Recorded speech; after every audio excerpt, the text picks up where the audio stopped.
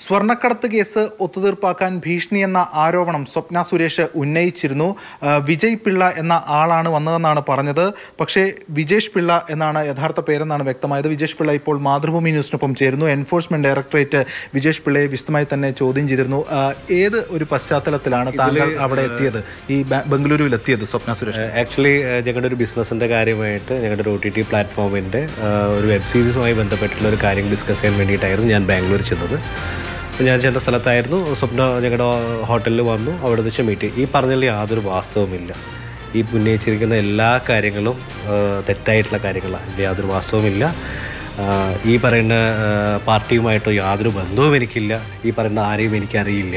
ഈ പത്രത്തിലും മീഡിയയിലും കണ്ട പരിചയമല്ലാതെ അവർക്ക് എന്നെയോ എനിക്ക് അവരെയോ അറിയില്ല. എന്തിനാണ് യഥാർത്ഥത്തിൽ പോയത് അവിടെ ബാംഗ്ലൂരിലെത്തി? ഇവരെ എൻ്റെ ബിസിനസ് വരെ ബന്ധപ്പെട്ട കാര്യത്തിനായിരുന്നു ഞാൻ ബാംഗ്ലൂർ ചെന്നത്. ഇവരെന്തായിരുന്നു ആ ബിസിനസ്സിൽ? ഇവരുടെ ഒരു റോൾ എന്തായിരുന്നു? ഒരു വെബ് സീരീസുമായി ബന്ധപ്പെട്ടുള്ള ഒരു ഡിസ്കഷന് വേണ്ടി മാത്രമായിരുന്നു അവിടെ മീറ്റ് ചെയ്തിട്ടുണ്ടായിരുന്നത്. വേറെ ഈ പറയുന്ന പോലത്തെ ഒരു കാര്യങ്ങളും അതിലില്ല. ഈ സ്വർണ്ണക്കടത്ത് കേസ് ഏതെങ്കിലും തരത്തിൽ ചർച്ചയായി? അങ്ങനെ ഒത്തുതീർപ്പോ അങ്ങനെ ഒന്നുമില്ല. അങ്ങനെയുള്ള ഒരു കാര്യങ്ങളും, ഒരു വാസ്തവമായിട്ടുള്ള ഒരു കാര്യങ്ങളുമില്ല. ഈ ഉന്നയിച്ചിരിക്കുന്ന എല്ലാ കാര്യങ്ങളും തെറ്റായിട്ടുള്ള കാര്യങ്ങളാണ്. ഈ വെബ് സീരീസ് സ്വപ്ന സുരേഷിനെ വെച്ചുകൊണ്ട് ചെയ്യാനാണോ? ഇല്ല, അത് അങ്ങനെയുള്ള റിലേറ്റഡ് ആയിട്ടുള്ള ഒരു കാര്യമല്ല. ഒരു വെബ് സീരീസുമായി ബന്ധപ്പെട്ടിട്ടുള്ള കുറച്ച് കാര്യങ്ങൾ ഡിസ്കഷനായിരുന്നു മെയിൻ വന്നിട്ടുണ്ടായിരുന്നത്. വേറെ ഇതെല്ലാം വാസ്തവവിരുദ്ധമായിട്ടുള്ള കാര്യങ്ങളാണ്.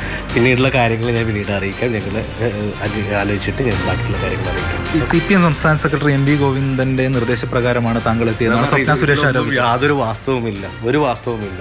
ഓക്കെ, ഈ പറഞ്ഞിരിക്കുന്ന കാര്യങ്ങളെല്ലാം വാസ്തവവിരുദ്ധമായിട്ടുള്ള കാര്യങ്ങളാണ്. എനിക്ക് ഇവരായിട്ട് യാതൊരു ബന്ധവുമില്ല. ഇവരെനിക്കറിയില്ല. ഇവരറിയുന്ന സെൻസ് TV-യിലും ന്യൂസിലും കാണുന്ന പരിചയമല്ലാതെ എന്നെ അവർക്കും അറിയില്ല, എനിക്ക് അവരെയും പേഴ്സണലി പരിചയമില്ല. പിന്നെ എന്തുകൊണ്ടാണ് ഇത്തരത്തിലൊരു ഇത്? എനിക്കറിയില്ല എന്തുകൊണ്ടാണ് ഇങ്ങനെ പറഞ്ഞത്, എനിക്കറിയില്ല. ഈ മറ്റൊരു കാര്യം പറഞ്ഞത് താങ്കൾ പണം വാഗ്ദാനം ചെയ്തു, ഉള്ള തെളിവുകൾ മുഴുവനും നൽകണം, അതിനുശേഷം നാട് വിടണം എന്നൊക്കെ പറഞ്ഞു എന്നാണ്.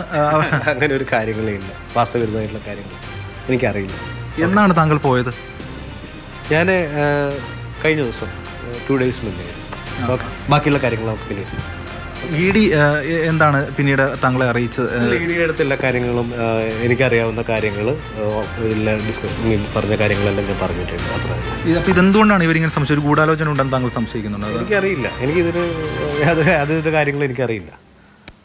താങ്കൾക്ക് പാർട്ടിയുമായി ഒരു തരത്തിൽ ബന്ധമില്ലാന്ന് താങ്കൾ പറഞ്ഞു. ഞാൻ ഒരു പാർട്ടിയിലും അംഗവുമല്ല. ഒരു പാർട്ടിയുമായിട്ട് എനിക്ക് യാതൊരു ബന്ധവുമില്ല.